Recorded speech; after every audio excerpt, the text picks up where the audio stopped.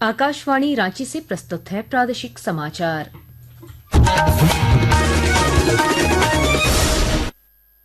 नमस्कार, प्रादेशिक समाचारों के साथ मैं कामिनी। पहले मुख्य समाचार। देवघर में बस और ट्रक के बीच सीधी टक्कर, 4 कांवड़ियों की मौत, 20 से अधिक की हालत गंभीर। सुप्रीम कोर्ट ने झारखंड कर्मचारी चयन आयोग को 14 अगस्त से पहले सहायक आचार्य नियुक्ति परीक्षा के सभी विषयों का रिजल्ट जारी करने का दिया आदेश। डीजीपी अनुराग गुप्ता ने की पूर्वी क्षेत्रीय समन्वय समिति की बैठक, सारंडा क्षेत्र में ओडिशा पुलिस के साथ मिलकर संयुक्त अभियान चलाने का निर्णय। राज्य में 48 घंटे भारी बारिश की संभावना, आपदा प्रबंधन विभाग ने सभी जिलों को किया अलर्ट, एनडीआरएफ को भी सतर्क रहने के निर्देश। और दिल्ली, यूपी और राजस्थान में आयोजित होने वाले राष्ट्रीय टेनिस बॉल क्रिकेट चैंपियनशिप के लिए झारखंड टीम की घोषणा। और अब समाचार विस्तार से। देवघर हंसडीहा सड़क मार्ग पर मोहनपुर प्रखंड के जमुनिया चौक से निकट आज सुबह बस और ट्रक के बीच टक्कर में बस में सवार 4 कांवड़ियों की मौके पर ही मौत हो गई। इसमें 20 से अधिक यात्री गंभीर रूप से घायल हो गए। घायलों को सदर अस्पताल में भर्ती कराया गया है। घायलों की स्थिति गंभीर बताई जा रही है और मृतकों की संख्या और बढ़ सकती है। सुप्रीम कोर्ट ने राज्य में 26,000 से अधिक सहायक आचार्यों की नियुक्ति का रिजल्ट 14 अगस्त तक जारी करने का आदेश दिया है। साथ ही यह भी कहा है कि यदि निर्देशित तिथि तक सभी श्रेणियों का रिजल्ट जारी नहीं किया गया तो 18 अगस्त को मुख्य सचिव, शिक्षा सचिव और जेएसएससी सचिव को कोर्ट में सशरीर उपस्थित होना होगा। शीर्ष अदालत ने परिमल कुमार और अन्य की अवमानना याचिका पर सुनवाई करते हुए यह आदेश दिया। राष्ट्रीय शिक्षा नीति 2020 के आज 5 वर्ष पूरे हो रहे हैं। राष्ट्रीय शिक्षा नीति भारत के विद्यालयों को ज्ञान प्राप्त करने के ऐसे स्थानों में बदलने की महत्वाकांक्षी योजना है जहां शिक्षा केवल पाठ्यपुस्तकों, अंकों या रटने तक सीमित न रहे। हमारे संवाददाता ने खबर दी है कि पिछले 5 वर्षों में इस नीति ने भारत में अधिक समावेशी, शिक्षार्थी केंद्रित और भविष्य अनुरूप शिक्षा प्रणाली की नींव रखी है। राष्ट्रीय शिक्षा नीति 2020 का प्रभाव सार्थक सुधारों के माध्यम से सीखने के हर स्तर पर दिखाई दे रहा है। निपुण भारत और विद्या प्रवेश जैसी पहलों से लगभग 9 लाख विद्यालयों के 4 करोड़ से अधिक विद्यार्थी लाभान्वित हुए हैं। वहीं भारतीय सांकेतिक भाषा पर 1000 से ज्यादा वीडियो और टॉकिंग बुक्स विकसित की गई हैं। 5+3+3+4 संरचना और स्कूली शिक्षा के लिए राष्ट्रीय पाठ्यचर्या की रूपरेखा 2023 अनुभवात्मक और योग्यता आधारित शिक्षा को बढ़ावा देती है। सीबीएसई बोर्ड परीक्षाओं में अब 50% योग्यता आधारित प्रश्न शामिल हैं और वहीं विद्यार्थी विषय का चुनाव 2 स्तरों पर कर सकते हैं। निष्ठा शिक्षक प्रशिक्षण कार्यक्रम के तहत 4 लाख से ज्यादा शिक्षकों को भी प्रशिक्षित किया गया है। बाल वाटिका, जादुई पिटारा और प्रशस्त ऐप जैसी अन्य पहलों ने बहुभाषी, समावेशी और समग्र शिक्षा को अधिक बढ़ावा दिया है। चाहे दिव्यांग और छात्राओं के लिए या भारतीय भाषाओं को बढ़ावा देने के लिए या क्षेत्रीय असमानताओं को कम करने के लिए राष्ट्रीय शिक्षा नीति 2020 एक ऐसी नीति का निर्माण कर रही है जहाँ प्रत्येक शिक्षार्थी को आगे बढ़ने का अवसर मिलता है। आदर्श की रिपोर्ट के साथ अमन यादव, आकाशवाणी समाचार, दिल्ली।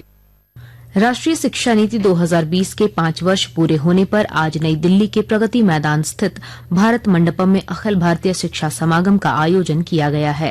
प्रधानमंत्री नरेंद्र मोदी की अध्यक्षता में होने वाले समागम में झारखंड के शिक्षा मंत्री रामदास सोरेन भी भाग लेंगे। उन्होंने कहा कि वे इस दौरान झारखंड में शिक्षा इंफ्रास्ट्रक्चर के लिए केंद्र से आर्थिक सहायता की मांग करेंगे। न्यू एजुकेशन पॉलिसी, इस पर भी बातें रखी गई है। इस पर हम राज्य की ओर से मैं केंद्र से मांग करूंगा इस राज्य में जो न्यू शिक्षा नीति के तहत डिग्री कॉलेज खत्म करनी और जो अभी विगत हमारे राज्य में स्थिति पैदा हुआ था उसमें अभी पूर्ण रूप से हम इसको केंद्र से मांग करूंगा। राज्य में नक्सली संगठन भाकपा माओवादी को जड़ से खत्म करने के लिए झारखंड पुलिस सारंडा क्षेत्र में ओडिशा पुलिस के साथ मिलकर अभियान चलाएगी। सारंडा के इलाके में वर्तमान में भाकपा माओवादियों के 1 करोड़ के 3 इनामी कमांडर अपने दस्ते के साथ कैंप कर रहे हैं। डीजीपी अनुराग गुप्ता ने पूर्वी क्षेत्रीय पुलिस समन्वय समिति की बैठक में ओडिशा के पुलिस अफसरों के साथ अभियान चलाने और इसे लेकर रणनीतियों पर चर्चा की। झारखंड और सीमावर्ती राज्यों के साथ बैठक में नक्सल संगठित अपराधों को जड़ से खत्म करने की दिशा में एक मजबूत रणनीति पर चर्चा हुई। आकाशवाणी के ताजा तरीन समाचारों के लिए आप हमारी वेबसाइट newsonair.gov.in पर लॉग ऑन कर सकते हैं। ताजा समाचार X handle @AIR news alerts और Facebook page all India radio news पर भी उपलब्ध है। आप प्रादेशिक समाचार एकांश के X handle @AIR news Ranchi और Facebook page Akashvani news Ranchi, Instagram page तथा YouTube channel AIR news Ranchi पर भी हमारे बुलेटिन सुन सकते हैं। प्रादेशिक समाचार आप आकाशवाणी रांची से सुन रहे हैं। पुलिस हिरासत से फरार रामगढ़ के आफताब आलम की संदिग्ध परिस्थितियों में मौत के मामले में सियासत तेज हो गई है। कांग्रेस ने आफताब आलम की मौत के लिए भाजपा के प्रदेश अध्यक्ष बाबूलाल मरांडी के एक सोशल मीडिया पोस्ट को जिम्मेवार ठहराया है।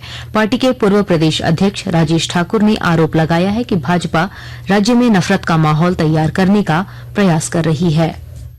इस तरह से पूरे देश में भारतीय जनता पार्टी का काम माहौल को खराब करने का है। उसी के तहत बाबूलाल जी तो भारतीय जनता पार्टी के अध्यक्ष भी हैं और विधायक दल के नेता हैं, तो इस तरह के नफरत फैलाने की डबल जिम्मेदारी उन पर है। आप गलत को बढ़ावा दोगे, आप नफरत को बढ़ावा दोगे तो ये नहीं चलने वाला है। गलत जो भी करेगा, जो भी उस दायरे में आएगा, उस पर कार्रवाई होगी, चाहे वो कोई कितना भी बड़ा नेता अभिनेता क्यों नहीं। कांग्रेस के आरोप पर भाजपा ने पलटवार किया है। पार्टी के प्रदेश प्रवक्ता प्रतुल शाहदेव ने कहा कि सरकार पुलिस की नाकामी का ठीकरा दूसरे पर फोड़ रही है। कि हाजत में मौत होती है तो जिम्मेवारी पुलिस की बनती है ना साहब। आपने मेडिकल क्यों नहीं करवाया? सुप्रीम कोर्ट का गाइडलाइन है पहले मेडिकल कराना है। तो अब ये बचने के लिए अब ये दूसरों पर दोषारोपण कर रहा है। साहिबगंज जिले में पीएम श्री स्कूल प्रभावी तरीके से संचालित हो रहे हैं और ये अन्य स्कूलों के लिए प्रेरणा स्रोत बन रहे हैं। और जानकारी दे रहे हैं हमारे संवाददाता।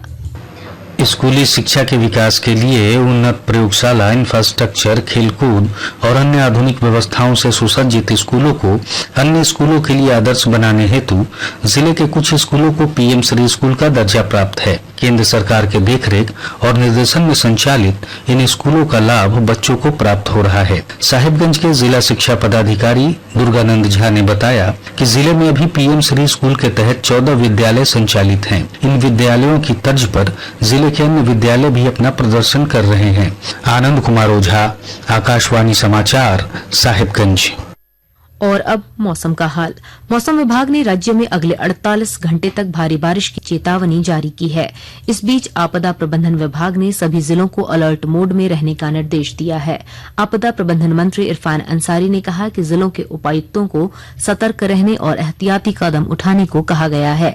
इसके अलावा एनडीआरएफ को भी अलर्ट रहने के निर्देश दिए गए हैं। राज्य में 2 दिन पहले ही हमने अलर्ट किया हुआ है और सभी जिलों को निर्देश दिया गया है। ये 2-3 दिन काफी बारिश होगा तो हम लोग चौकस है। हम लोग ने अगर जरूरत पड़ेगी अभी एनडीआरएफ की टीम को हम लोग समीक्षा बैठक भी की है। एनडीआरएफ की टीम को ट्रेनिंग की भी आवश्यकता है वो हम लोग दे रहे हैं और जो गवर्नमेंट मशीनरी जिनको चाहिए वो भी हम लोग परचेज कर रहे हैं। 18 अगस्त से 17 अक्टूबर तक दिल्ली, यूपी और राजस्थान में आयोजित होने वाली राष्ट्रीय टेनिस बॉल क्रिकेट चैंपियनशिप में झारखंड की टीम भी भाग लेगी।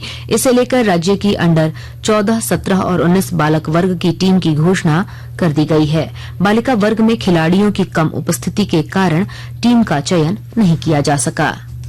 और अब अखबारों की सुर्खियां।